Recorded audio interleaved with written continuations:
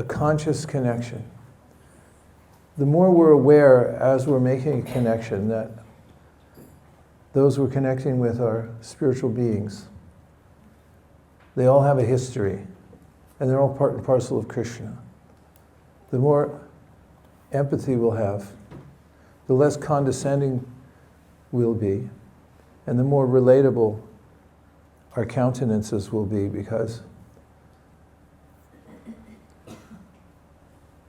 when we have a sense of Krishna's presence in people's hearts, and that they're parts and parcels of Krishna, on a long journey here in the material world, albeit misplaced, and people can feel our purpose is benevolent. Also, we can take it for granted that people walking around in the world have a false sense of themselves, called ahankara. This is the mainstay of the material existence, is false sense of identity, that I'm this body. And we have to take that into account also, appreciating that people identify with their body. I mentioned yesterday that when you take a moment to make people feel special, as we're connecting with people, we can think of them as spirit souls, but also appreciate the fact that they identify with their bodies. And therefore, if we notice whatever care they've taken to present themselves in a particular way, it helps to make a connection. For instance, if you notice that somebody's color coordinated, or that their hair is coiffed in a meticulous way, or they have shoes that are trending at the time, or whatever it may be, although that sounds superficial, it's one of the ways to appreciate people, because that's their tadiya, whatever paraphernalia they have. Especially if somebody has a dog, on the principle of love me, love my dog. Don't praise them, praise their dog, because they care more about their dog, because their dog is their best friend. That's a principle. Make people feel special. And as I'll speak about in the distribution of books, communication is key. And one principle of communication that I'll talk about today is that whoever's asking questions is helping to direct the conversation. So if we tell, then people may or may not listen. But if we ask, then we compel them to move in a certain way or think in a certain way. Not for manipulation, but to guide them to Krishna by asking. So that's a principle. Whoever's asking the questions is controlling the conversation. And since we have an agenda, it's helpful for us to control the conversation. What are the first two things I said? Principles. Make a conscious connection. Make people feel special. And asking questions leads the conversation. I'll interject at this point a question that you can ask people that is very helpful in orienting the conversation towards the topic of them accepting the holy name and the book and the lifestyle of Krishna consciousness. They may decide on the spot to wholesale dedicate themselves to the process of sadhana bhakti if you ask these questions. One question is, what's your secret? What's your secret? That's 4 words technically. You want to try saying that? What's your secret? And why is this question pivotal? It's because when we're in public, obviously canvassing for a cause, it's implicit that we're condescending. Because in general, our body language and our very presence there indicates that we feel that they could be doing a lot better. And that we're doing better than they are. Otherwise, why would we be asking them to take something and listen to us? However, that's not a sanguine relationship for most people walking down the street who don't know us and don't yet trust us. So a way to cross the bridge from condescension to friendship is to change the relationship by, instead of presenting oneself as the expert, making them the expert. Or, if I were to put it in an analogy, I would say, instead of you sitting on a Vaisesika and talking to them about what's what, put them on the Vaisesika and then appreciate whatever they say. So when you ask people, what's your secret? You're implying that they know something very special.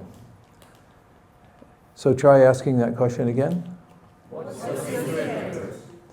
Yeah, if you ask somebody, what's your secret? You're implying that they know something that's, in the context of the presentation, that's extra special, and that they're an expert on something. So let's review the principles I've already spoken about. Number one was conscious connection. Before we go to the next one, so I'll just mention about making a conscious connection. The eyes are the key. And after the eyes come the face.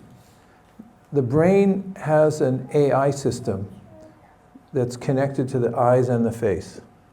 And so if you smell something that's odoriferous, you may crinkle your face or your nose like that. That's AI.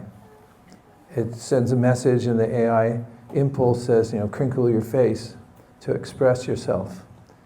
If you hear something familiar that makes you happy, then the AI impulse goes to your mouth and your eyebrows and you may go like this.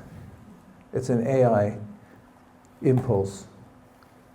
And everybody, we can take it for granted from the Bhagavad Gita, is in a particular mode of nature or a combination of modes of nature.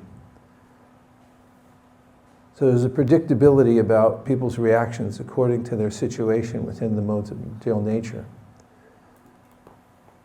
And just as an astrologer can look at the various houses and the planets and in a relationship with them, after much study and some mystic power through doing sadhana, an astrologer then can have a general idea of a person's trajectory in life and perhaps their past.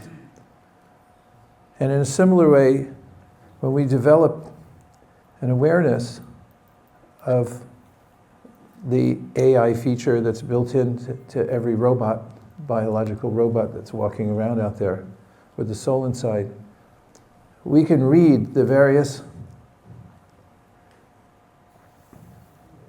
movements of their countenance. And from that, we can make an estimate of their level of interest. That's the important metric. How interested are they? Because what we're doing is looking for people who are more than, or at least moderately interested, and maybe just a tick above that. So on a scale of 1 to 10, if you look at a spectrum from 1 to 10, up to 5, you'll be able to read their face, make a conscious connection. At 1, they will ignore you and pretend like you don't exist. That's a deliberate reaction. You can't deny consciousness because denial is an act of consciousness itself. It's a lesson also when we're there in consciousness. It takes a lot of strain to ignore somebody, and it's very painful. It causes darkness. That's why the material world's dark. We're ignoring Kṛṣṇa. And as you move up the scale, getting closer to 5, people may acknowledge you, but the AI feature in their face will express non-interest. When you get to 5, if you interact with somebody by looking at their eyes, by gesturing to them, either like this, or like this, or like this, there are various gestures you can use, and you can observe their countenance. At a 5, they may smile but not show their teeth. So they may go like this.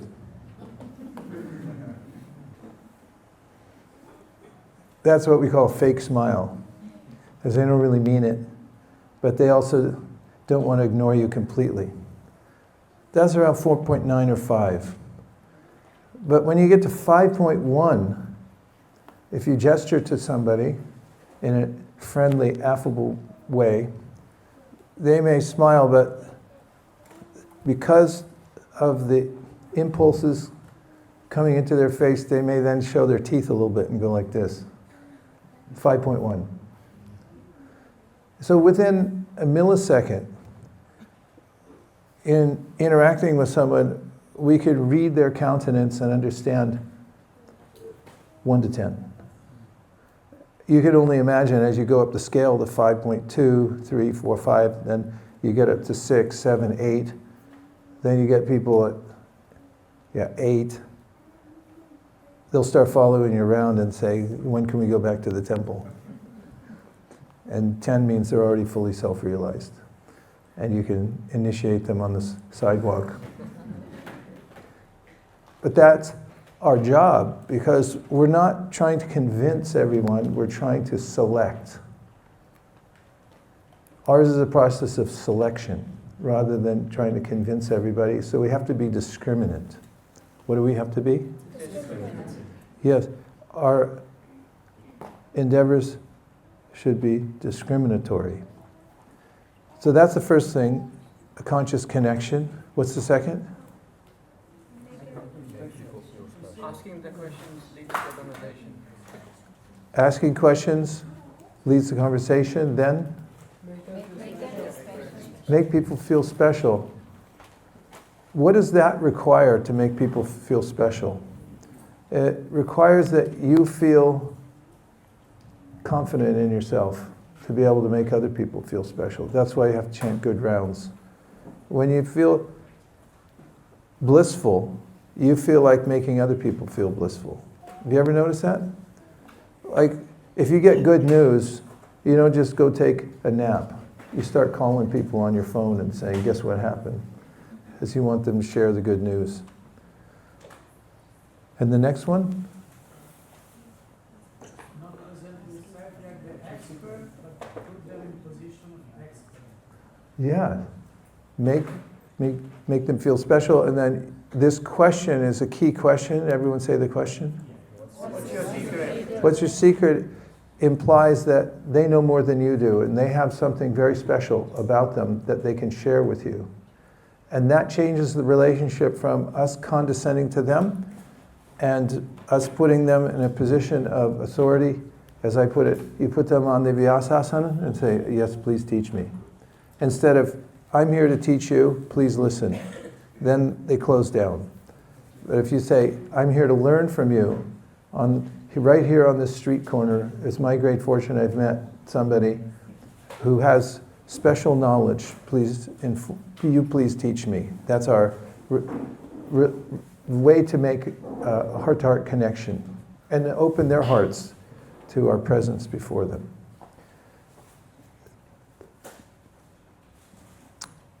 So having said that,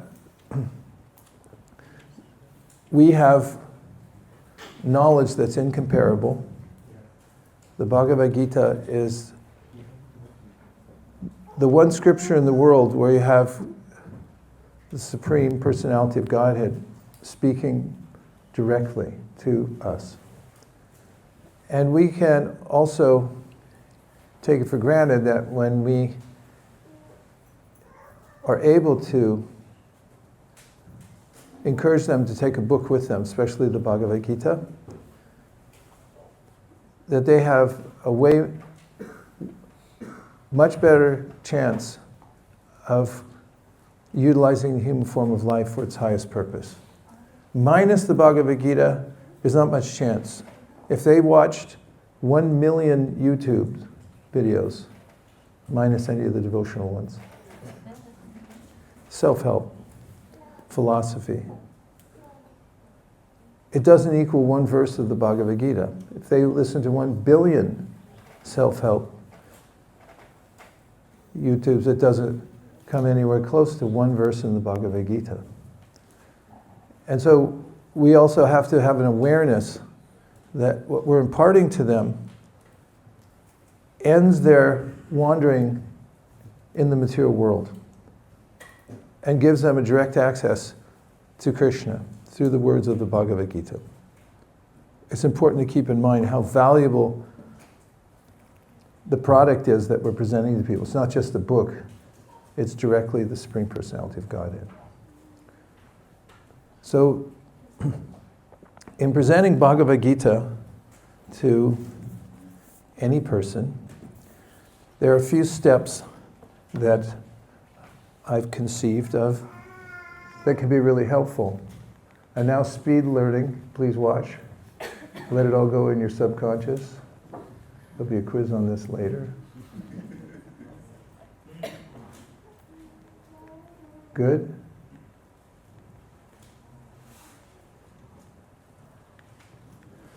Here are 8 stages in the anatomy of distributing a Bhagavad Gita. First is radar. Because we're conscious living beings, we have built-in capabilities for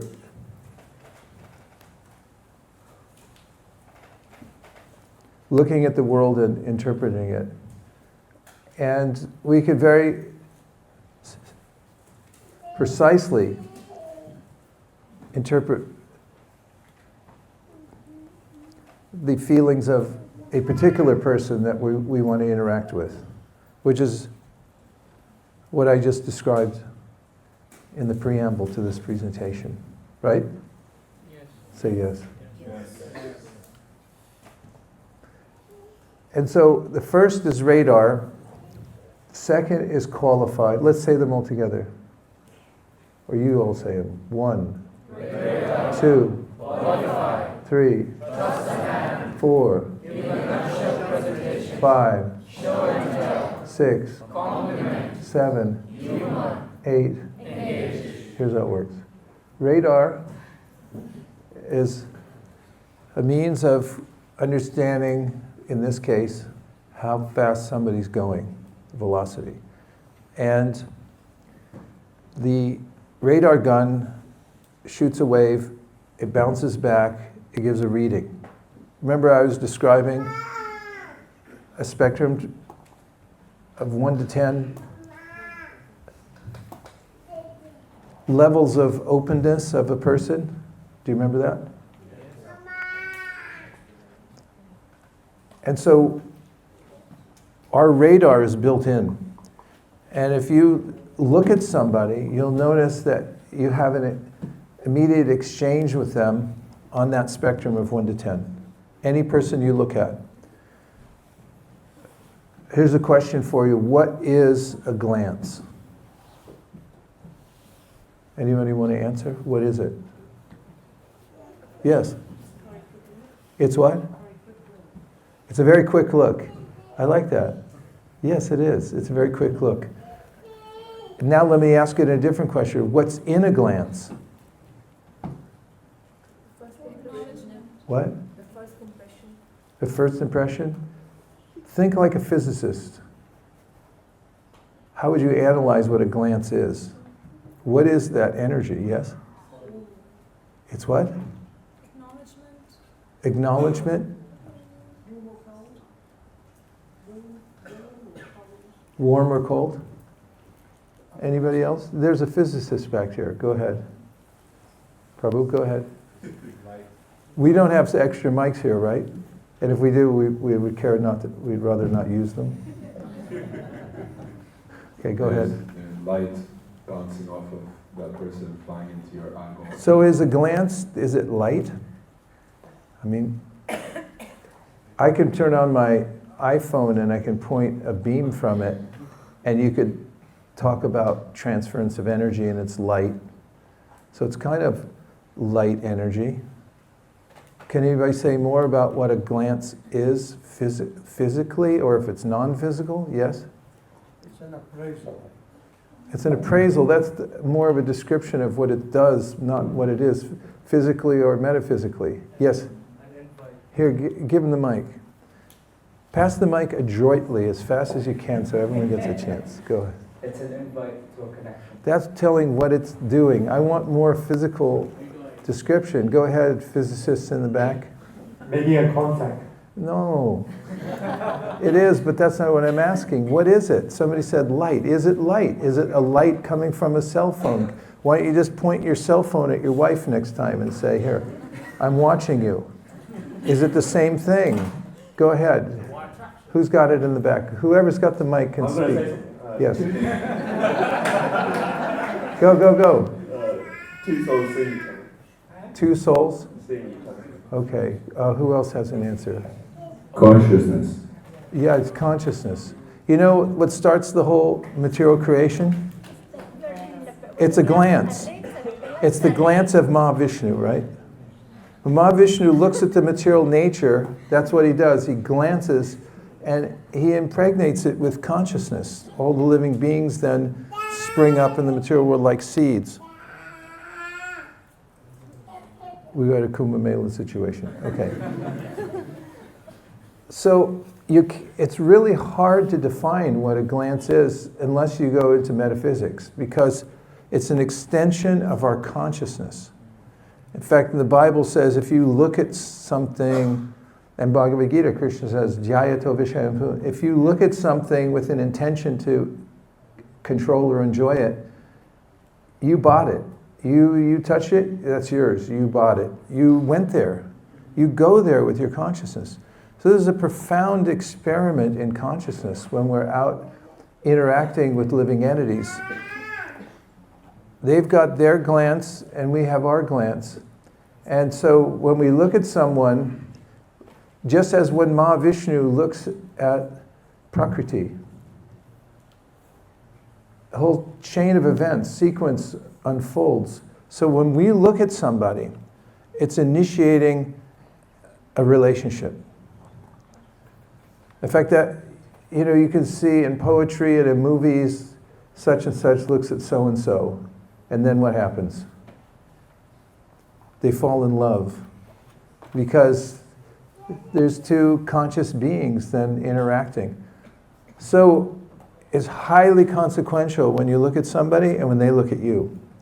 And this is very important because we have to be extremely observant when we go out. So our radar means we make that deliberate glance and we're waiting to see the reading that comes back. Just like you shoot that gun. If you go like this to somebody, he did it back, see? There was a response because I'm conscious, he's conscious, and I just shot some energy at him and he felt it, he went like that. And if I go like this to somebody, hi. See? So a few hands came up. I'm moving the energy in the room right now. You may think, oh, yeah, well, that's just you're waving at people. That's energy moving. Hi. See? A few more hands came up because the energy is going out, it's coming back. And this is the first stage, is conscious contact with the people that you meet. You want to look and send your energy out. It's very purposeful, just like Mahavishnu, when he looks at material nature, he's thinking out of compassion. And it's his lila, Srishti lila. He looks to the material nature, and the Srishti lila has to do with, I'm going to save the souls from the mire of material existence. That's what he thinks when he looks. And then the glance starts the whole creation of the material world. Time energy enters into Prakriti. Prakriti then bifurcates and trifurcates and then goes into myriad forms, three modes of material nature. It all starts from one glance. So this is where the distribution begins. We're distributing our consciousness. That's why you have to chant really good rounds, because if you have pure consciousness, when you go out and meet people, you're putting that towards them and they feel it. And so the first thing is radar. You have to have your radar out, and this is extremely important, what I'm about to say, is we have to be discriminatory. When you hit somebody with your conscious glance, there's almost, then you look to see what state of consciousness they're in, and you can analyze it. And if someone is a 5 or below, you just let them go. That's my mantra. 5 or below, let them go. Okay, that's radar. So everyone try it out on somebody here in the room. Make a conscious contact with somebody. You can make an emoji. Go, go, go, go. Find somebody and make an emoji. Put a glance. Glance at somebody. I'm looking at Divyanam. He smiled at me. And it's scary. It's scary. Because it hits you. It's very powerful, the glance that you have. Right? That's why if you're driving on the, what's that called, the M5? What's that infamous freeway called? M25? Say you're driving in the M25, if you would try this just for fun, just to stay awake while you're driving. When you get up next to somebody in their car, just look at them and see what happens. They're like, your glance hit them, they reacted. It's creative, it's substantial, it's consciousness, it's going out into the world. So this radar, this is the first step. You have to become highly aware of your own glance, and you also have to hone that glance by chanting, practicing, purifying your consciousness, your intention. If your intention is, I want to perform and have everybody acknowledge me that I sold the book today, it's a different glance. The glance is different. It doesn't hit people the same way. If your consciousness is pure and you're thinking, I'm executing the order of Krishna, and I'm a servant, and I'm an instrument. It's not me, it's him, and I'm using my glance as an extension of his for the Shrishti Leela to save a soul. Then when people see you, when they feel your glance, they get that. Consciousness is transferred from the glance.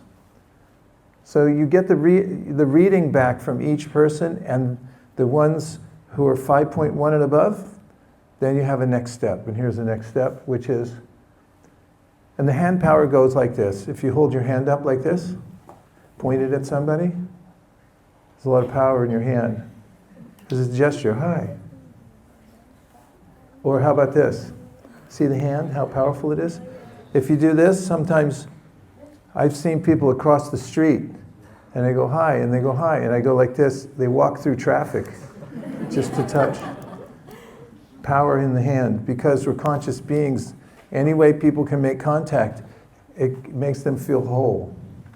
Then, from hand power, we have qualified, because in general, people are unaware of what your intention is and why you might be approaching them. Therefore, they'll assume that you want something from them because everybody wants something from them. So you're best served by qualifying them before you show them what you want them to take, which is the book. And so a simple way to qualify people is by announcing where you live and asking where they live. So for instance, I might say to somebody, if I was in Bushy, and I would say to people, I'm from San Francisco, where are you from? And they would say Bushy. I say, I love Bushy.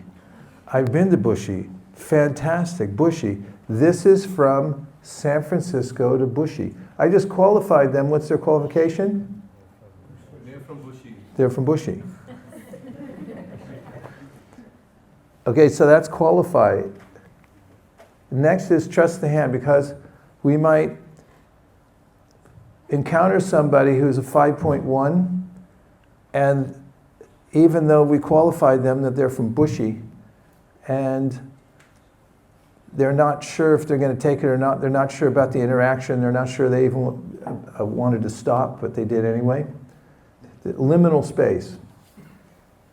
Although their mind is thinking that, the hand is a different entity. Hand likes to grab things. So if you go like this to people and watch, did you see how Bhagavat Prana's hand came out? Here, stand up here, I'll show. And when I show it to you, then shake your head no. This is an English, UK thing, not Indian. So let's say you're saying no, but your hand takes it anyway. So you trust the hand. Because you have to be a little bit proactive to help them move along, because they're not sure yet what's going to happen.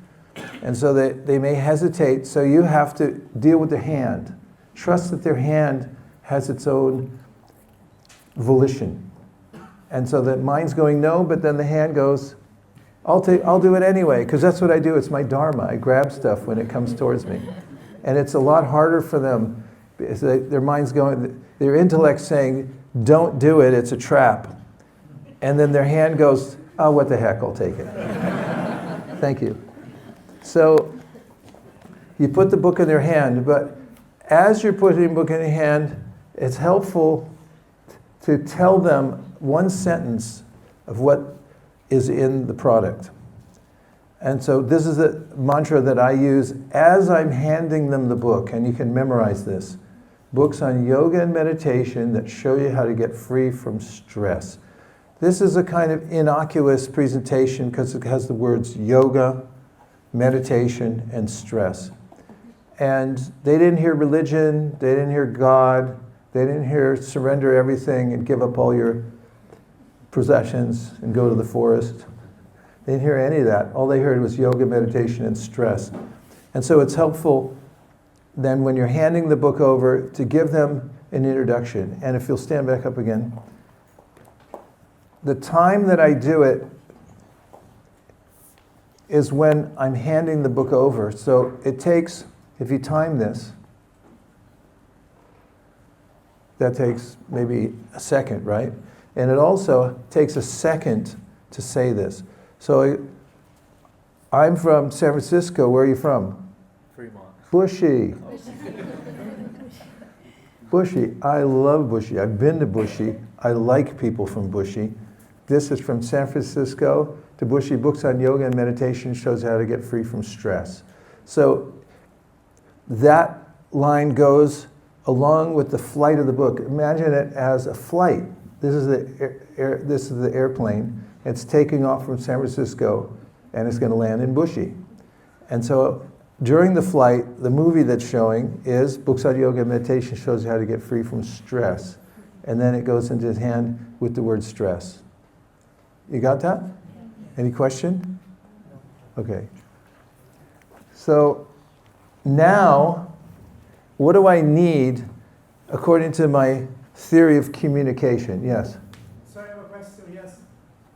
You said the book was in your hand already, or you keep it in your... It's in my hand. Was in your hand? Oh, no.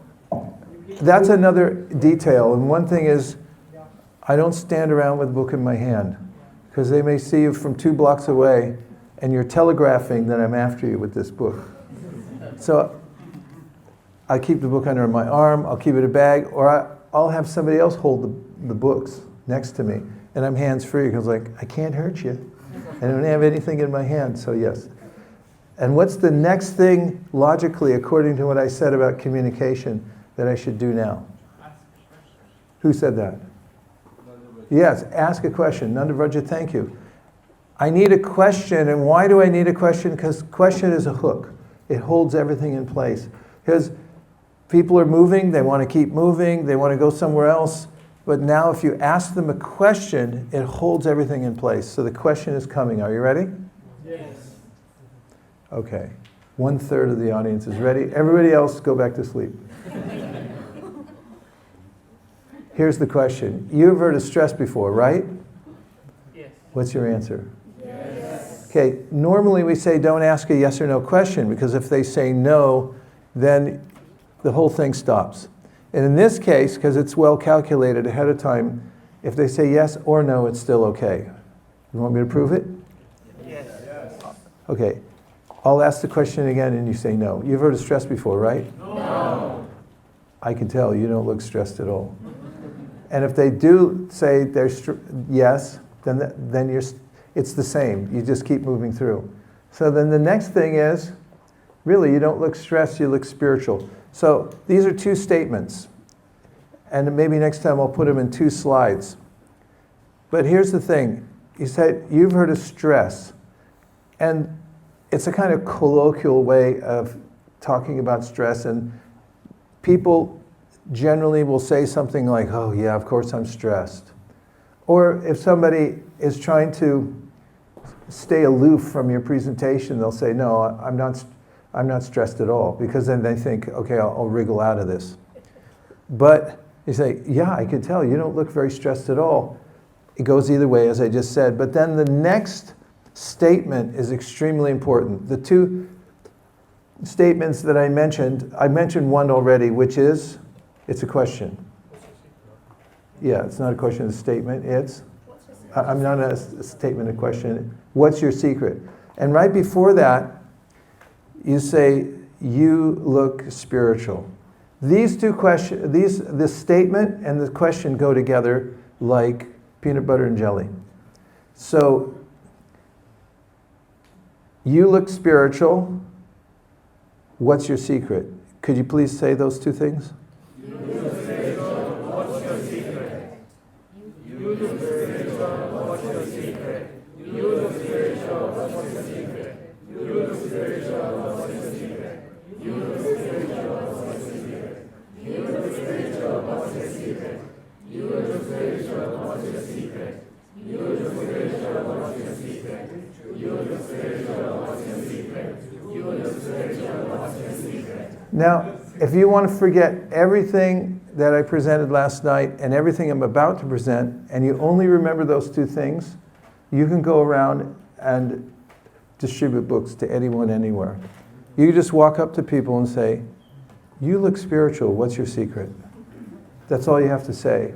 And it's like a box of treasure just opened. It's like saying abracadabra. It opens. So now turn to somebody and very sincerely make those two utterances.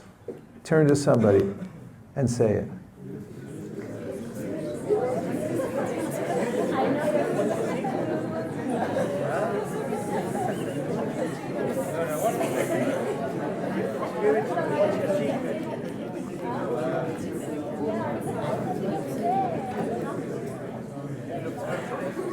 How'd you do? How did it go? How did you feel about that? It was good? How did you feel about being asked? Does it feel invasive? No. Not so much. Now here's a philosophical point about these two utterances. When you put them together and you ask somebody this, anywhere, they achieve another state of consciousness, the next state of consciousness, by these two utterances. The soul, ontologically, never connects with material nature, as they're categorically different. There is no connection. In fact, Kṛṣṇa says to Uddhava in the 11th canto of the Bhagavatam that the word liberation is a misnomer, because we're never actually bound. So when you say to somebody, you look spiritual, what's your secret? It gives them a sense of instant self-realization. Because they're a soul, after all. The body is superfluous, 100%. And when you say, you look spiritual, they suddenly remember that they're not their body, and that they have an eternal connection with God in the spiritual world. Albeit subliminally, but it's there. Let's talk about the effect of people's observations of us. Have you ever walked out of your ashram and had somebody come up to you and say, "You look tired." Have you ever had that? Yes. Only 3 people? How do you feel after that? Or you go to the mirror and you're looking like, yeah, maybe I do look tired. All day long you're thinking about it, and you go home and you say, "Hey, do I look tired?" You're like, "Yeah, you look tired." You're like, "Uh-oh." Or what if somebody comes up to you and they go, "You look terrible." How do you feel? Yeah, then you go to other people and say, "How do I look to you?" We're very protective of or deliberate about the way we present ourselves to the world, and everybody wants to look all spruced up when they go out and meet people. They don't like it if somebody says, "Oh, you look tired, you look sick, you look terrible." And all of these affect the consciousness of the person as soon as somebody observes that, whether it's true or not. And what's really true is they're spiritual. And they do have a secret, which is that they're eternal servant of Krishna. They've just forgotten it. So if you make the statement and then ask the question, there's a chemical reaction, just like epoxy glue.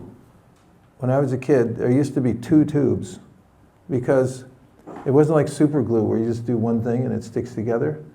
It always annoyed me as a kid. I tell my father, why they have to have 2 tubes? Because when they mix together, that's when there's a chemical reaction, and then it becomes a solid on a molecular level, and it holds the thing together. So these 2 things go together. And what are they?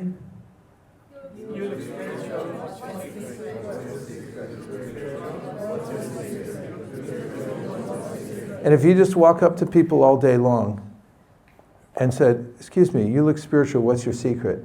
I guarantee you'll sell tons of books. Because people are in a state of self-realization when you ask these 2 questions. And when you hand the book over, they'll remember, I'm spirit soul. It's like, yeah, I've been waiting for this my whole life. So this is an important sequence.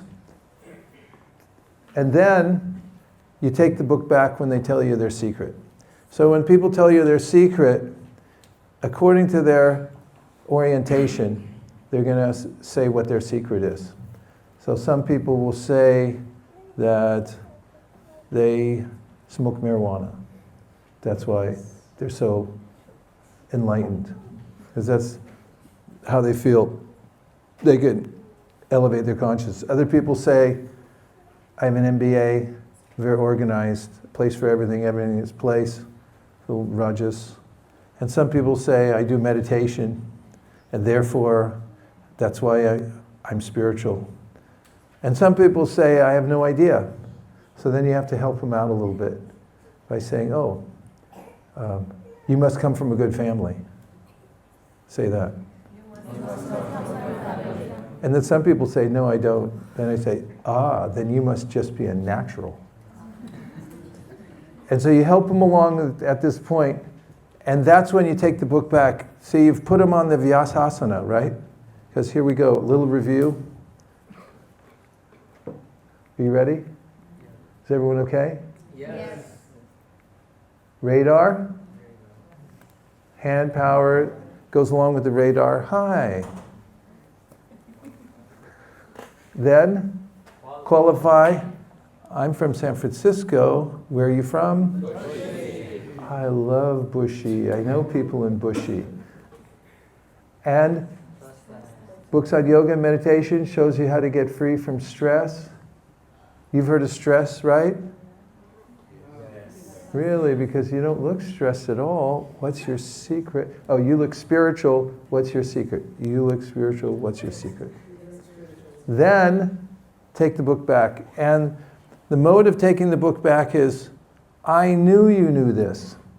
That's what your body language is saying. I could understand that you already know all about this. It's like, here, I'll show you your book really quick. So I take the book back and I say to them, here, I'll show you really quick, and then you have the book here, and you can show on the back cover that Gandhi read it, and you can mention a few more people, like George Harrison. You've heard of him, right? Of course you have. He's a national hero.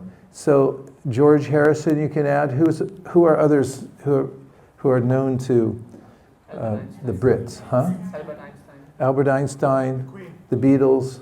Has the Queen read it? The Queen. Make a list. Is he English? Okay, you can put in any other famous person. Tupac Shakur. Tupac read this. He was a fan of Bhagavad Gita. So if you make a list, for myself, I say Thoreau, Emerson, Gandhi, Dr. Martin Luther King Jr., Albert Einstein, the Beatles, Tupac Shakur. I just name them off, that the people have read the book. It's not a participatory part. I'm just throwing names out there because it builds some sense of confidence in them. And then I open the book to a Sanskrit verse like this you see here on the screen, but I'm pointing to it here in this microscopic book I'm holding in my hand. And I point to the Sanskrit text and I say, can you read this? And generally people say, no, I can't read it. Right? Yes. Generally. And then I say, I just tested you. It's actually been translated into English, and I point to the English. And then that leads to the next point, which has been translated into English over 400 times in many other languages. And then, out of all the translations, this has become extremely popular academically. Now, in the front of the book, see, we showed the very back cover. Now, in the front of the book, you have these universities listed. So then you can mention a couple of the universities, like University of Chicago, or how about, oh, you didn't put as many in your book. Georgetown University, that's a good one. You've heard of Georgetown? The Hoyas, yeah. And so you mentioned a couple of universities. Then, this is show and tell time. We're show and telling. You can say it's endorsed. Oh, we've got Georgetown, University of Southern California. And then changing bodies. This picture comes, you got to get used to opening the book and finding the picture so you don't keep them waiting, but here it is. The changing bodies. Can you see that? And so we show them changing bodies and say, look, we're just passing through. And if you want to engage them a little more, you say, where are you in this? And then they'll point to a place in here where they are. Then the next one is, we open to this page and say, look at a self-realized person treats everyone with respect. Say it. Self-realized person treats everyone with respect. Because he or she sees beyond the superficial body and sees the essence or the spirit within the body.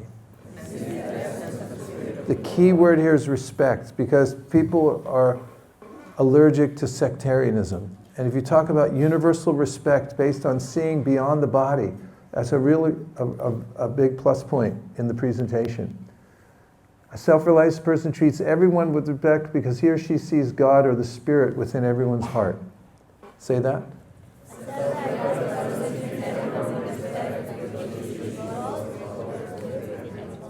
And now a question. We need another question, right?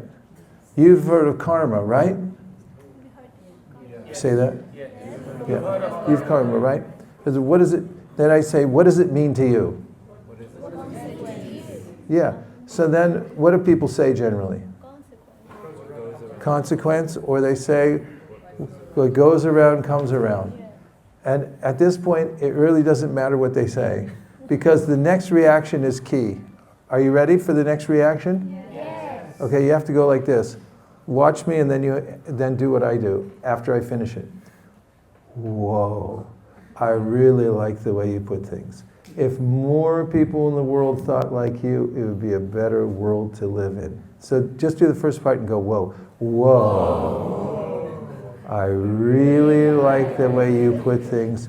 If more people in the world thought like you, it would be a better place to live. And so then, it now comes to humor. So there's a picture in the book of a yogi who hasn't had a mani-pedi for a long time. He's got long fingernails and toenails, and his hair's been growing for hundreds of years, and he just decided to leave his body by the soul popping out of the head. You know this picture? Yes. And you know what this guy used to do? He used to be a Sunday school teacher. Now this is the part where the fun comes in, because you need a little laugh before you close the whole deal. So here it comes. You ask, what do you do professionally? They say, I'm a civil engineer. They say, I'm a Sunday school teacher. They say, I'm a dancer. You say, and you point to this picture, you say, really? This guy used to be a civil engineer. You say, really? This guy used to be a Sunday school teacher. They say, a dancer, and you say, really? This guy used to be a dancer. And when you point to it and they see it, 50% of the people will immediately start laughing. And the other 50% they want to be respectful. They're not taking anything for granted. They want to offend your presentation, so they'll say, really? And then you can let them in on the joke and you say, no, not really, I'm just kidding. And then they feel free to laugh and they'll go, ha ha ha. But 100% of the people laugh because it's one of the funniest presentations in the history of book distribution. Now, as soon as they laugh, as soon as you hear ha ha ha, that's when you hand the book back. If you could come back up again.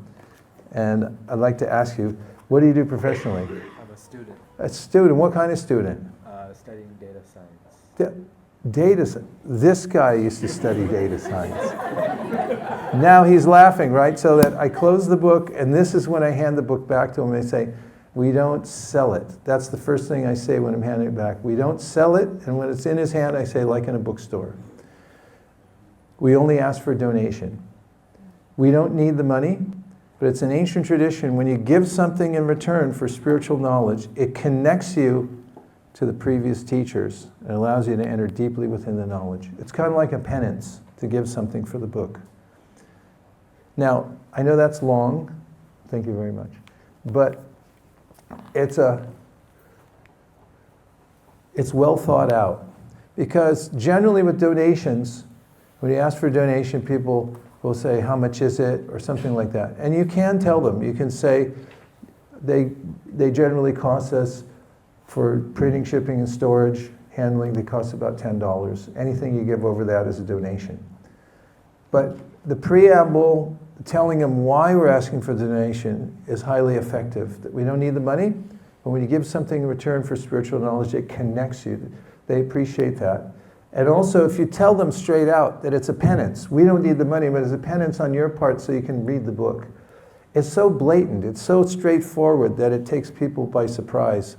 Because they're thinking you're going to say you're feeding starving children or opening hospitals or something like that, and they're going to say, I already give for that. But no, that's not what it's for. It's for you to do a penance. And if you say that, just be very bold and practice saying that, then you'll see that their idea of what the donation is changes completely. And then you can say it costs such and such. Another thing you can say when they're getting ready to give a donation, which can be either in cash, which is rarer and rarer every day, or scanning card, which we'll have out there ready for people to scan, is that you can say something like, they'll say, how much should I give? Say, we try to keep it under $100 or £100, but in your case, we're thinking about making an exception. They're just ways of saying something that's glib, that has to do with amounts. Like some people say, well, we try to keep it under £1 million, but in your case, we're thinking about making an exception. If you have something that's a little cute during that time, it's kind of like when you go to get an injection and they go, okay, you know.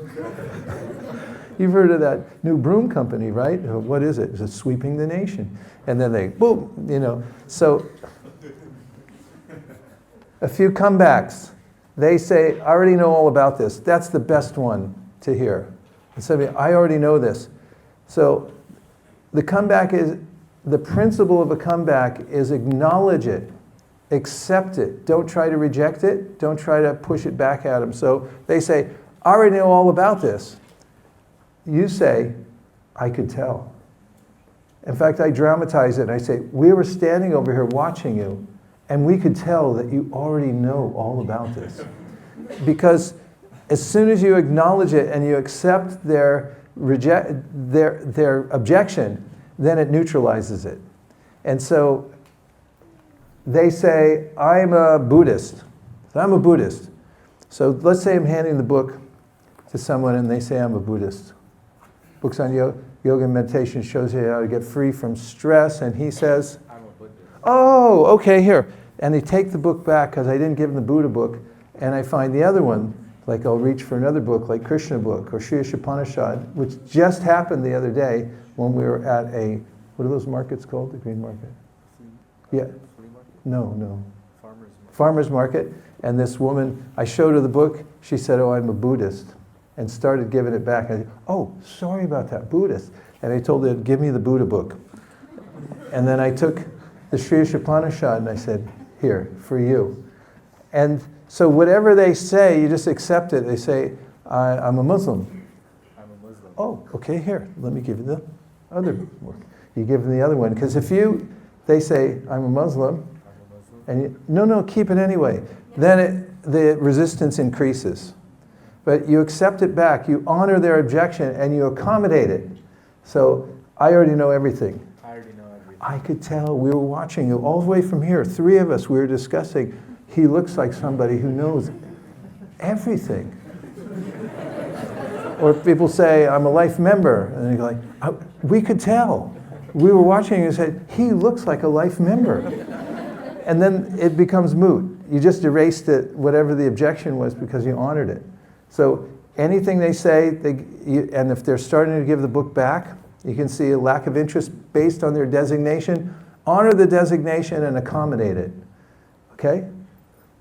Thank you. You were going to say? No. Okay. Okay, are you selling this? That's another great one. You want them to ask you this. Are you selling this? Have anybody ever asked you that?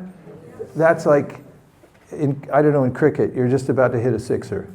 Because that's the pitch you're waiting for. They go, are you selling this? No, we refuse to sell this. We will not sell it because it's too valuable. We only ask for a donation. And we try to keep it under 100 pounds, but in your case, we try to make an exception. It neutralizes it. They say, you're selling this, right?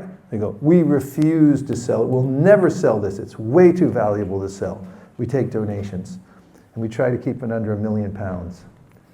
Okay, how much should I donate? We try to keep it under $100, but in your case, I'm thinking about making an exception. Do you believe in the power of prayer? After they buy the book, you can ask them if they believe in the power of prayer. And what if they say no?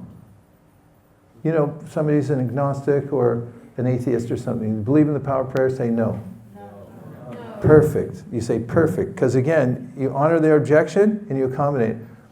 You believe in the power of prayer, right? No. Perfect. I'm going to give you a mantra. So you just switch it to a mantra from a prayer.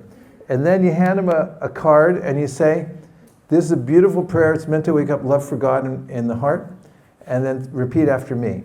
Hare Krishna. Hare Krishna. Krishna Krishna. Hare Hare. Hare Rama. Hare Rama. Rama Rama. Hare Hare. Okay. Then you give them prasadam. And lollipops.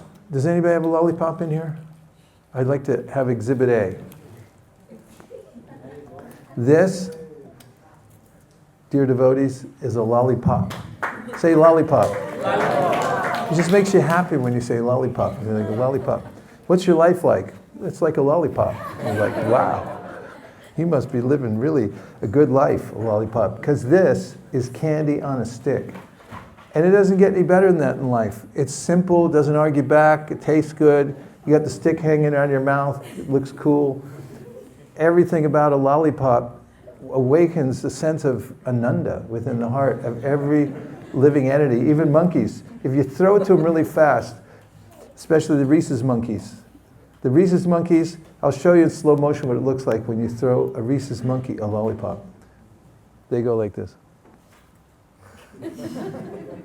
They immediately, and then they start going, because they're so passionate. But if it's the other kind of monkey, what's the other one called? The big one. The Hanuman monkey. The langurs. The langurs, if you give a langur, they'll go, thank you, sir.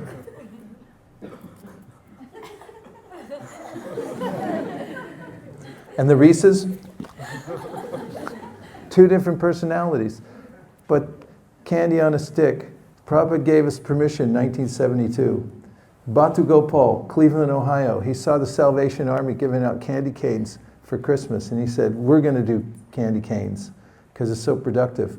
Somebody wrote in and said, Batu Gopal's bogus. He wrote to Prabhupada. Batu Gopal's bogus. He's buying candy cane, Karmi candy canes, and giving them out to people on the street for donations. And Prabhupada wrote back and said, what is the harm? He said in India, all the pujaris go to a sweet shop and they buy hard candies and they offer it directly to deities and they give it away as Mahaprasadam. So he said, I give you permission. There's simple candy, you can offer it directly to the deity. From that day forward, you look on the offering plate and there would be several varieties of lollipops, candy on a stick, for the greatest weapon. And in fact, I recommend you always keep these in your bag wherever you go. When we're traveling, everybody in the airport that we meet, you're at the ticket counter, give them a candy cane. And once, maybe about 12 years ago, I was traveling with a group of BBT devotees to various countries. It was a whirlwind tour. And we got to, wherever it was, Vietnam or something like that. We got to the ticket counter, and there was no seats. And we had a delegation of 5 or 6 people.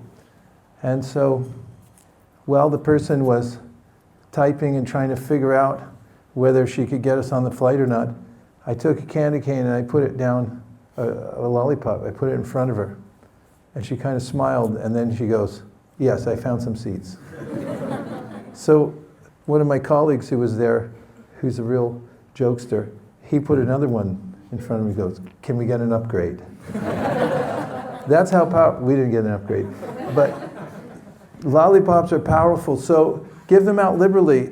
We offer them to deities, bring them with you wherever you go. Makes a difference when you go to the bank. Don't just make a deposit, give them a candy cane. You don't go to the store without a candy cane. Give everyone in line a candy cane, everyone around you. And you'll notice by distributing prasadam, you'll always be blissful. Okay?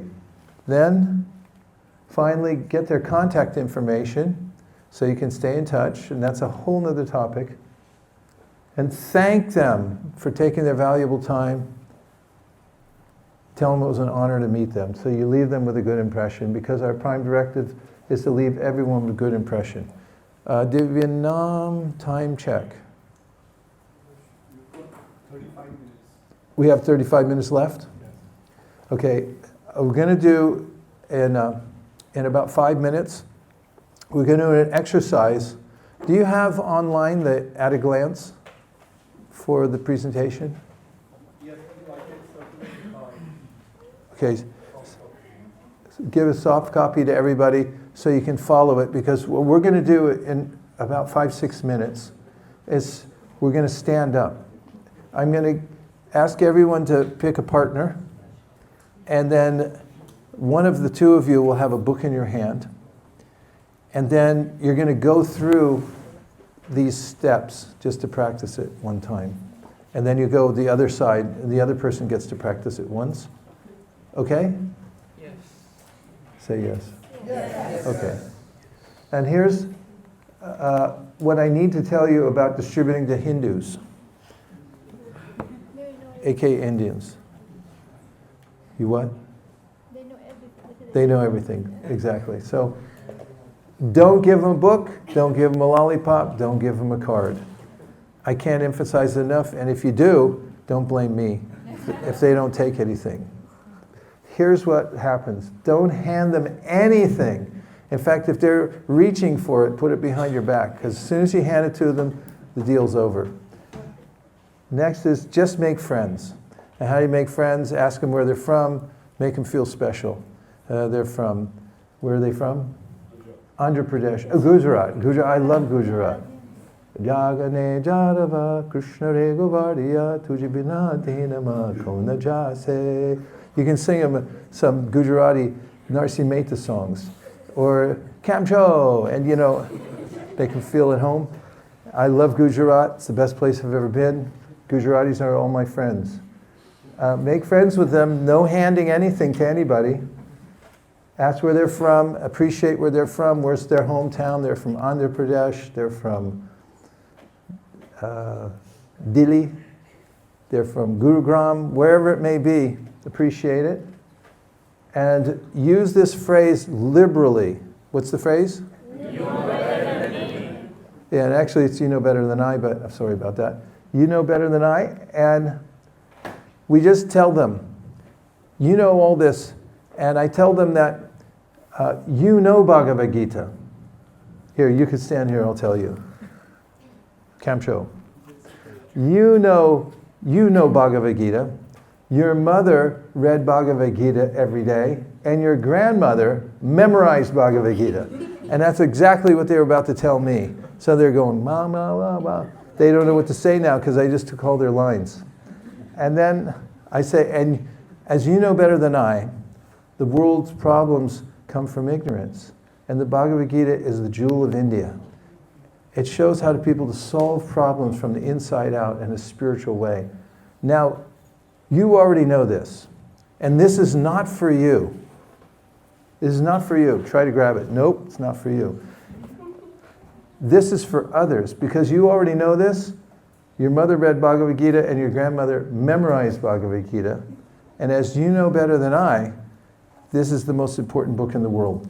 Now what we're doing for other people who don't know about it is we're printing Bhagavad Gita in languages all over the world.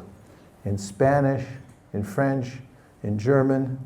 And we're opening centers where young people can learn Bhagavad Gita. If there's a young person near you, one of you chant a Bhagavad Gita shloka. Stand up. Who knows a shloka? Quick, quick, quick. Jump, jump. Jump over here. Face the audience and go. Say the verse.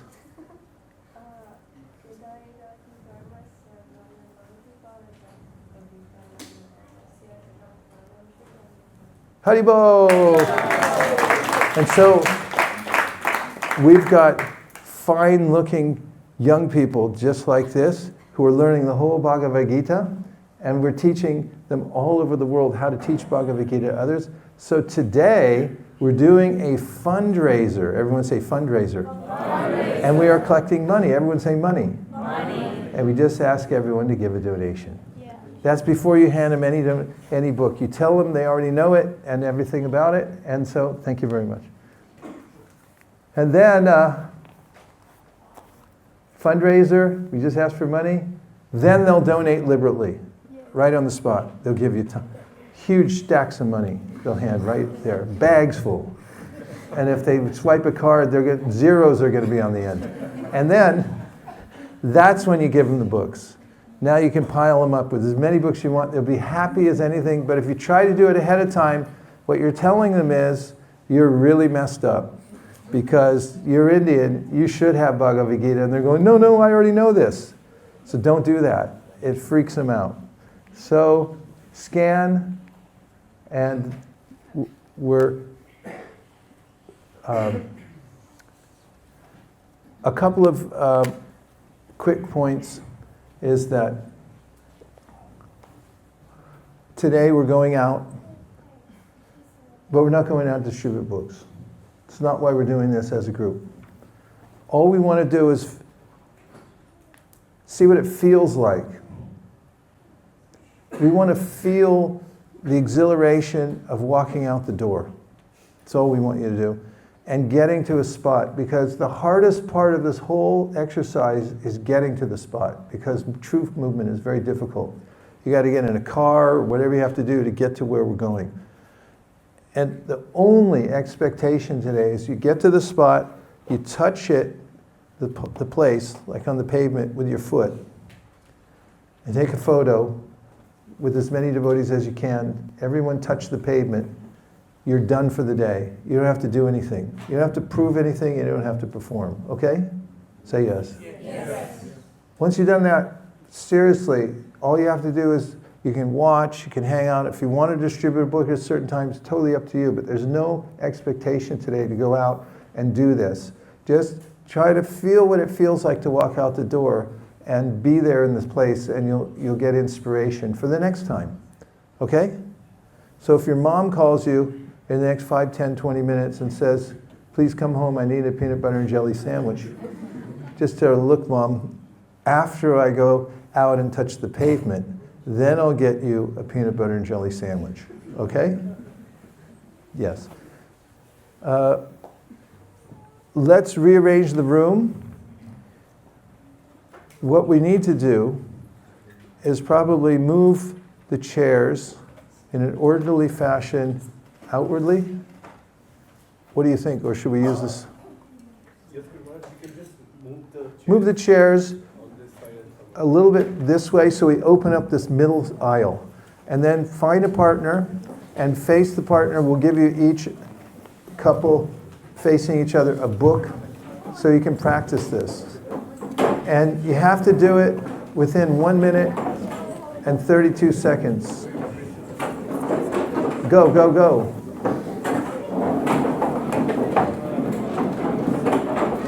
Puja Venu Prabhu did these flashcards. We have some of these for new people. And you're holding the book in your hand.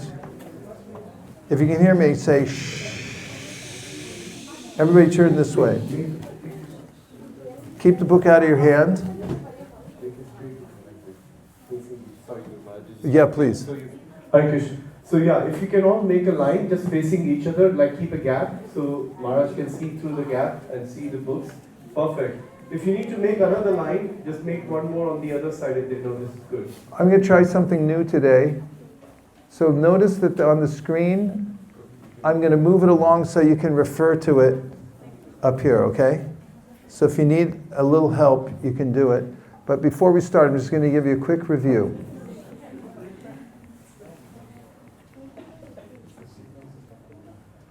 First thing is radar. Okay, do a radar thing. Hold your hand up or go like this and say hi.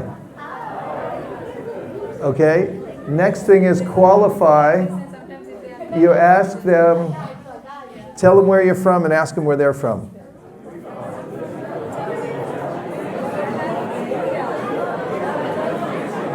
Okay, next thing.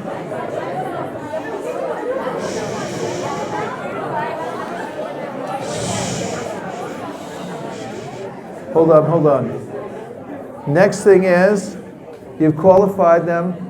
Now you're going to hand the book over, and as you're handing it over, say, books on yoga and meditation, shows you how to get free from stress. Hand them the book. Okay, next thing. Ask them, you've heard of stress before, right? And they say, yeah, I'm really stressed. And you say, really? You don't look stressed. You look spiritual. Now remember the big question? What's your secret? Ask them.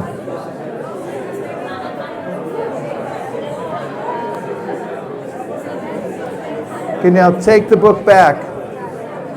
Take it back and show them the back cover. Back cover, and mention a few names. Gandhi, George Harrison, Albert Einstein.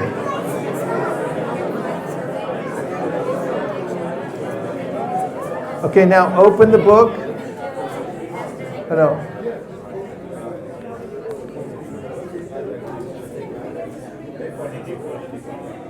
And show them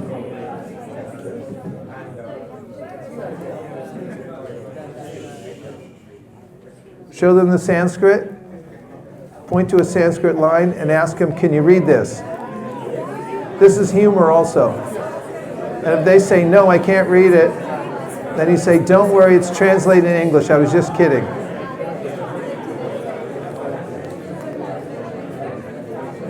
Next, turn to the first couple of pages and find the universities that says Georgetown and tell them that this is most popular in the universities. And show them a couple universities. Okay, next, turn to the changing bodies picture.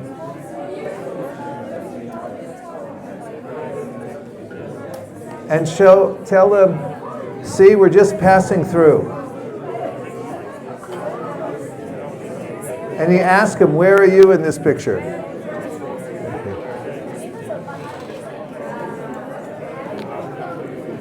Next, turn to this picture.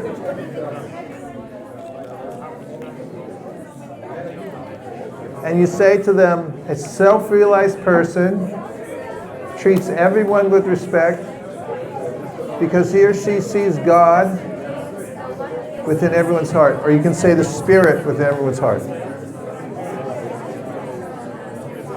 Now you're going to ask him a question. You've heard of karma, right? And then you say, what does it mean to you? And they'll say, what goes around comes around. And you say, whoa, I really like the way you put things.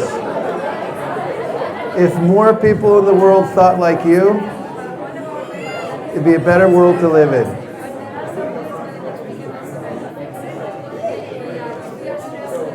Okay, now humor. Ask them what they do professionally. What do you do professionally? They say, I'm an engineer. They say, really, this guy was an engineer.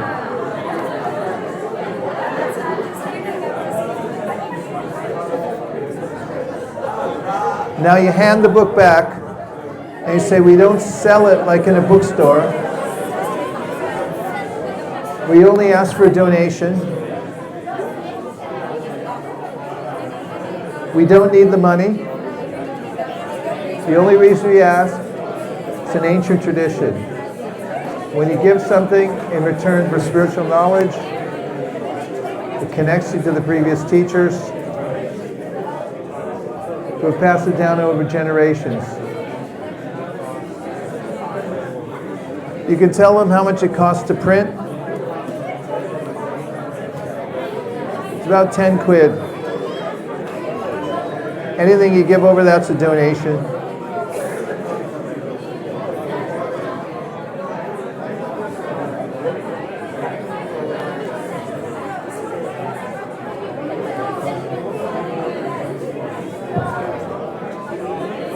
Did they buy the book? Ask them if they believe in the power of prayer. And say, great, I'm going to teach you a mantra. And teach them this, Hare Krishna, Hare Krishna, Krishna Krishna, Hare Hare, Hare Rama, Hare Rama, Rama Rama, Hare Hare. Now give them prasadam, lollipop.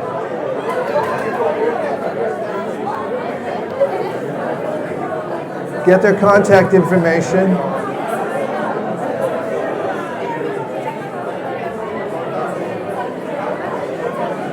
Now thank them for taking your valuable time.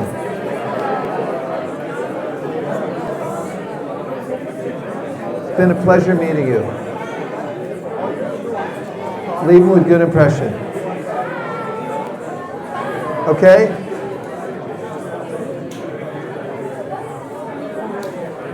If you can hear me, raise your hand. If you can hear me, say shh. Okay, where's the second mic? See if you have any questions before we switch and go the other way. Questions? Yes. Thank you, Maharaj. Interception. Go ahead. Thank you, Maharaj. So just one question I had when you were explaining this as well. How do we distinguish ourselves from The other is other groups who are selling books, be it in London or I'm from India. So in London you can see there are Christian groups with mics and there are Muslim groups as well selling books. Sometimes when I have been approached by a different group or even somebody like a Palestine liberation, anybody who approaches me, my first thought is that they say that which college you're studying or something like that. They say I look pretty old and they're asking me to butter me up. So I can say that immediately my antenna goes up saying that, oh, they're buttering me up, like I don't look like a college student at all, and they're asking me which college I'm studying just to butter me up. So is there a group of people to whom we should not say you look spiritual if they really don't look spiritual? Well, these are only suggestions. It's a template to work from. So I find when you start with a template and you have a clear idea that you've rehearsed, that you can say to people, after that you can be more of yourself. And you may not play out the whole scenario even today if you try it. It may be that I meet somebody and say, oh, Bhagavad Gita, I don't necessarily go through the whole thing. I may just go another way. So you have the template, but ultimately, I said in the beginning, if you just are respectful of people and you're just straightforward, and I said yesterday, if you just show the book, you can just stand there and show people. They'll take it. So Prabhupada said, every devotee has his or her own genius. And if they're sincere and they try, Prabhupada went like this with his hand. He said, then the master within the heart will show them how to do it. So this is in no way a obligatory template. It's just a learning process to get you started.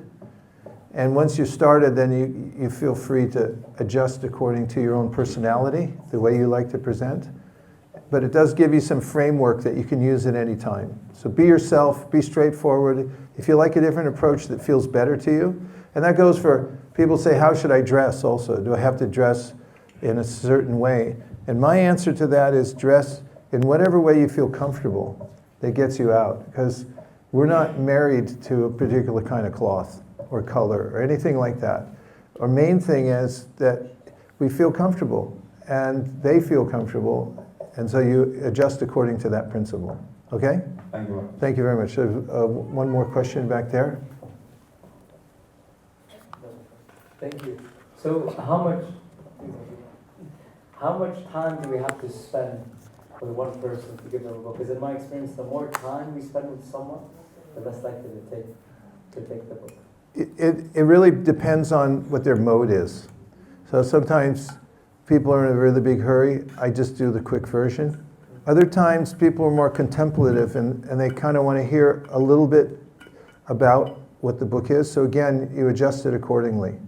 But in the beginning, I mean, you're experienced already. You've been out there a long time, many different you've done a lot of reps. So you have a way of judging how people are. So you can use one part of it. Remember I said before, if you just use 2 lines, you look spiritual, what's your secret? And you want to end it there, that's okay too. But this gives you a plethora of ideas that you can use. You can use them all in succession. You can cut out and just use cut and paste. Whatever you want to use, you can use. Sometimes it's really quick. It's a concert, people are getting out of their car, whatever. You can just say 2 lines and tell them what you're doing, what everyone else is reciprocating with. So it's adjustable. Yeah, some people like a little longer presentation, some people like it shorter. You just have to judge accordingly. So if somebody says they're Muslim, so then we take back the book and give them another book and say, this is for you, this is the Muslim book? I don't necessarily say Muslim book, that's a little too committed. But what I do is I start talking in terms of Allah. And I'll say the problem nowadays is everyone's externally focused and they've forgotten the ultimate purpose of life, which is Allah. And this book and our mission points out that people, when they commit themselves to a higher purpose, they'll be properly situated, because that's what human life's for. Just a very general thing, and I'll use the word Allah. But I don't say necessarily it's a Muslim book. Does it But work for Christians as well? Not so much. The way to get away from Christians or any kind of person who's really fixed in a particular ideology is very respectfully and with appreciation for who they are. So what I say to Christians, once I can see a Christian, generally I would say 1 out of 25, 30, 50 is a Christian who would be open-minded to take a book. But if they announce to me about their dedication to Lord Jesus Christ, and I can tell from the tone that now they want to turn the tables and start telling me, then what I do is I say, I'm so grateful to you, and people like you of faith who are keeping the world afloat. If there were more people like you in the world, it would be a better world to live in. And that preempts their whole presentation, which was about to convert you, because whatever you resist persists. So if you start preaching back to them, then the whole thing becomes a interlocked conversation that could go on for half an hour, and then you feel exhausted mentally, physically after that exchange. So better to cut and run by leaving them with a really good impression that you appreciate them in a general way. That's what I do when I sense that somebody's going to preach to me, generally. What if they take a book and say, this is not a Muslim book? This is not for me. Well, then, in the course I teach about this is when somebody makes a statement about something that you don't know how to answer, it's best to answer with a question.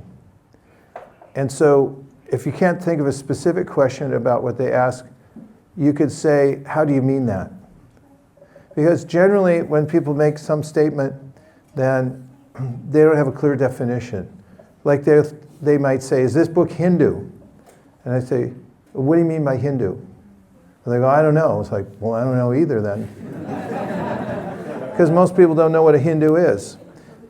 They just say it as a general tag, and they have a general idea in their mind of why it's a designation they should reject or accept. And so most people walk around in a very superficial level of understanding things. And so if you just take it 1 layer deeper, or 2 layers deeper, you ask a couple of questions, and remember whoever's asking you questions is leading the conversation, then you make them define it, and then you get to a pitch that you can hit. And you wait for that until you can actually answer something clearly from the Bhagavad Gita. And best thing is, if you feel things going in that way, be very straightforward. Don't try to backpedal and say yoga meditation, we're not really dedicated to any, no, just say Krishna is the Supreme Personality of Godhead, and when you chant Hare Krishna, you'll be happy. And if they break off, remember, at least my principle is, be more selective and less in the mood of convincing people. The more detached you are from each person, it's like, oh, I have to get this person to take, the more articulate you can be, and the more they sense that you're not trying to push them. And that way you get faster to all the people who are already ready. Happened last time we were in Watford. It was letting people go, and then we met the people who just walked into us, and they were up there 6, 7 on the scale, and you don't get to them as quickly if you keep engaging with a lot of people that want to waste time, or that they're not open. We're looking for the openings. Try to hit the hole. Does that help? Yeah, I'm just thinking because if we try to cheat them, then they won't leave with a good impression, right? That's right. Yeah.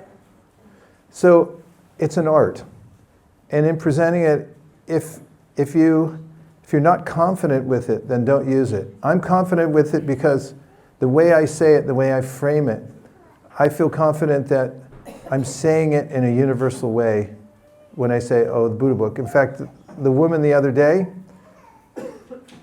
I was just talking about when I was at that green market, and she said, I'm a Buddhist, and I said, okay. Because she was rejecting it. She thought, this is Hindu, I'm a Buddhist. Say, perfect, here. Shri Upanishad is much more Buddhistic because it's so amorphous in places. God walks and he doesn't walk. That sounds like a Buddhist koan to me. So, I just presented it in that way. This is more suited to you. She totally appreciated it. and she got the context of it and everything like that. She just needed a little adjustment in order to get over the designation. So it's not a cheating process, it's an accommodating process. Just trying to open up the conversation and use nomenclature that's more relatable to them rather than we use our own jargon that scares them away. We use their jargon to present what the book's actually about, because it is universal. And Krishna, Allah, Buddha, Nindasi yagya varir aha shuti jatam saraya hridaya darshita pashugatam keshavadrita Buddha sharira. We worship Buddha. Here's your Buddha book. And we appreciate Allah Akbar. Right? Mapsut, Kifalak, Alhamdulillah. All of those if you use people's language too and you know a couple of words, like if somebody's from another country and you're able to just say a few words in their language, that can be invaluable because it just helps orient them to that you appreciate their culture. And that's more in the vein that's in. I'll show you. I'm sure we'll run into the circumstance. And I don't just no, it's Muslim. And it's about Allah. I'm making it as a universal presentation. Okay? Last one. One more thing I wanted to share that Please. worked countless of times, but I wanted to get your opinion on. When there are Christians who are open to it, but they're like, oh, I'm a follower of Christ, I'm a Christian, how does this work? Page 629, Prabhupada writes, many examples in history of devotees of the Lord who risk their lives for spreading of God consciousness. The favorite example is Lord Jesus Christ. And there's a complete shift of energy when that happens. Note the page. What's the page? 629. 629. So you keep a little notebook of comebacks and an index for these kinds of situations. Yeah. 629, 1155. And then, because what I'm saying something and I feel like they're questioning, but when I show them what's on page, Yes. everything that I've said is validated. But I wanted to get your opinion on that. Absolutely. In fact, in our edition, I don't think it's in this one, the larger edition back in the United States, in the accolades section with the universities, it has Thomas Merton, who's a famous Catholic theologian. So when we meet a Catholic, which is likely around here, I always point to it's there. So what did he say? The Gita can be seen as the main literary support for the great. Thomas Merton, Catholic theologian, famous. He's right there in the book. Go. The Gita can be seen as the main literary support for the great religious civilization of India, the oldest surviving culture in the world. The present translation and commentary is another manifestation of the permanent living importance of the Gita. Swami Bhaktivedanta brings to the West a salutary reminder that our highly activistic and one-sided culture is faced with a crisis that may end in self-destruction because it lacks the inner depth of an authentic metaphysical consciousness. We don't read them all that. We just show them Thomas Merton. Look, Catholic theologian, Thomas Merton. So these are important, and if you have places marked in your readings that I could use this when I'm preaching and I'm on Sankirtan, you mark the page, you have an index, and you get fluent, and you develop your vocabulary and your way of referencing things in the book that can help people. Absolutely, 100%. So we've come to the end of our time. I presented a template that you can practice and from which you can innovate on your own. And I've given you, more importantly, a few principles that I find are universally effective in dealing with people. But the overarching mood is going out as an instrument, not being fruitive at all, and also making friends with people, leaving them with a good impression as the overarching purpose of us going out. And that can only be achieved if we're there with the best of intentions. We're not trying to use our mystic power to bend people to our will. We're there praying to Kṛṣṇa to give us empowerment so that we can be a bridge for somebody and take them into the realm of Krishna consciousness. Dear Srila Prabhupada, dear Sri Chaitanya Mahaprabhu, Shri Panchatattva, Shri Radha Londonishwar, Shri Radha Gokulananda, Shri Jagannath Baladev Subhadra Shri Shri Gaurnitai Shri Shri Sitaram Lakshman Hanuman. If you so desire, please empower us to go to our spots today, touch the pavement with great joy, and appreciate the sacrifices Prabhupada made by getting on the Jaladuta. Please let us go out with the same mood, that we're doing the right thing on behalf of our Sri Guru Parampara, and please let us leave a good impression with everyone that we meet today. Thank you for considering our request. Om Tat Sat. Everyone agrees with this prayer, in whole or in part, please say Hare Krishna. And now a word from our sponsor. This goes for Shri Prabhu ki, Shri Prabhupada ki. How was the day 2? Practical, I hope. Mataji is sounding more enthusiastic than Prabhu today. How was the day 2? That's amazing. Okay, so just a few announcements. Those of you who also came yesterday and coming today and do not have a copy of Our Family Business or the book called The 4 Questions, it's right at the back. We have Nanda Vraja Prabhu and Kunchita Lochana Mataji. Please do collect your copy. At some point, we'll try and get you a signature. Best is maybe either when we are on the streets or we'll figure out a way for you to get a signature. So take your copy from the back. It's available from the table behind you. And when we get to Watford High Street, our meeting point is TGIF, Time Witness, it's Friday. So we'll just meet just outside. There are tables being already set up by Sacred Street Party. So once we get there, we're going to have 5 different groups, so that each group gets an opportunity of maybe 10 to 12 devotees to go with Maharaj, do the book distribution, and every 15 minutes we will rotate the group. That's how we are going to, so everyone gets a chance, but we will start with those who have not been out on book distribution. So you can get that experience and then try it out. And also, once you've had that experience and you still want to be with someone who's done it, we will buddy you up with someone. So once you've been with Maharaj, come over, you'll either see myself, Purata Sundar Prabhu or Mathura Kripa Prabhu or any of the brahmacharis. You can do it with them. They're all very experienced devotees who will also help you, for the remaining part of the day in doing the book distribution. And so yeah, we will divide you into the group once you get there. On the tables, you will notice card machines.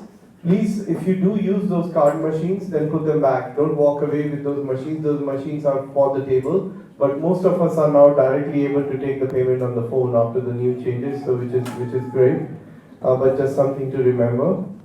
And we also need lifts for about 7 devotees from Sacred Street Party. So please put your hand up who has space in your car to take some devotees. Okay, 1, 2, 3, 4. Fantastic. So that should be enough.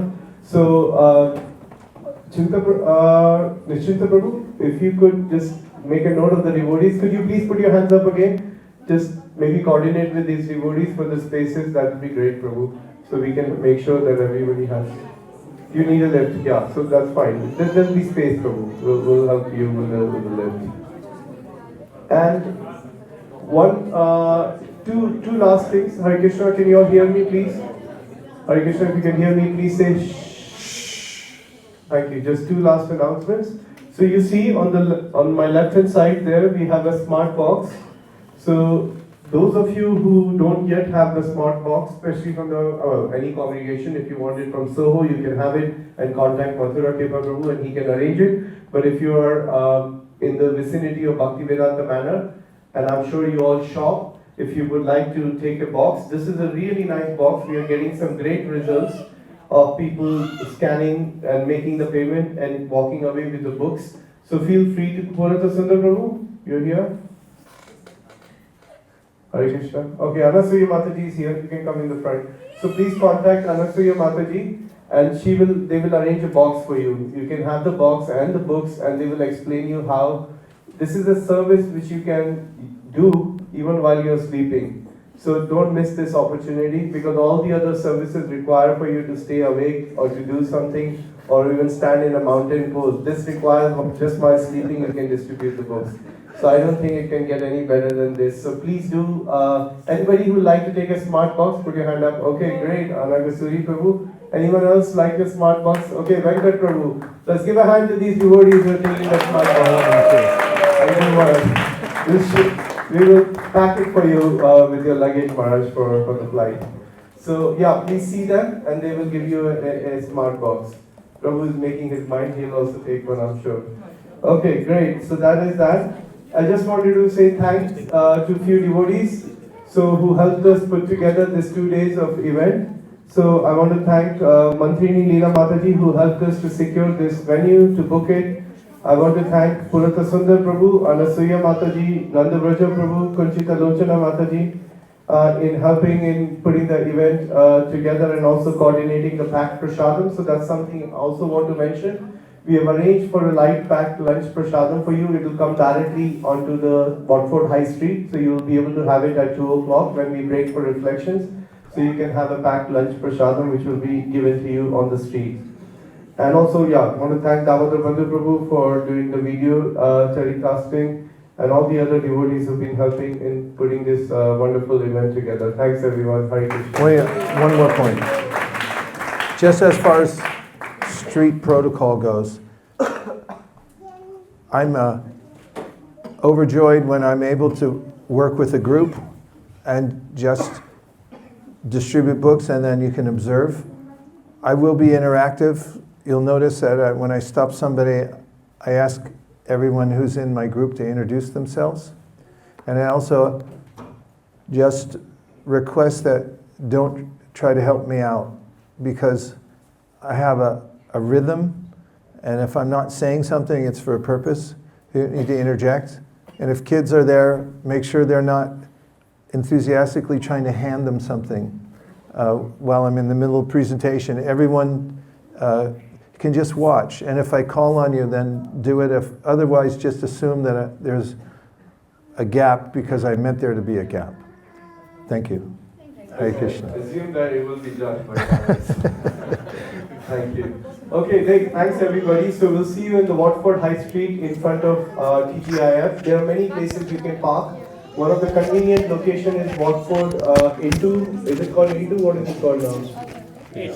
Atrium. You can also park at Tesco Express, or not Express, Tesco Extra. There's a plenty of parking and walk down the street for 5 to 7 minutes. So these are some places you can park. Yeah, we will put it. We'll put it onto the group. The Crazy idea. Places, I'm not going out of books. I was wondering, what if I let you that camera and if you follow Prabhuji? Stick